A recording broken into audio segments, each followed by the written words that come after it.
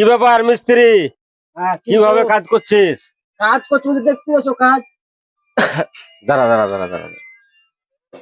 তো আমার এই মিস্ত্রিটাকে আমি কাজে পাঠাচ্ছিলাম, আমার এটা একটা বন্ধুর বাড়ি। তো ডেলি মজুরিতে আমি কাজে পাঠাচ্ছিলাম।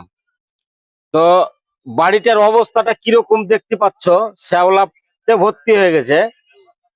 তো শ্যাওলাতে ভর্তি হয়ে গেছে, তার ব্রাশটা করে দেখো বন্ধু, এই তার ব্রাশ দিয়ে ঘুষে এরকম ঘোলা মারা হয়েছে। তো অবশ্যই যদি এরকম শ্যাওলা পড়ে, তোমরা এরকম তার ব্রাশ কিনে আনবে। কিনে আনার পরে এরকম ঘষে দিবে। ঘষে দেওয়ার পরে পানি মেরে ভালো করে ধুবে, তারপরে ঘোলা দিবে। ঘোলা দেওয়ার পরে তখন ভাই প্লাস্টার করবে। না হলে এটা পরবর্তী প্লাস্টারটা ছেড়ে যাবে।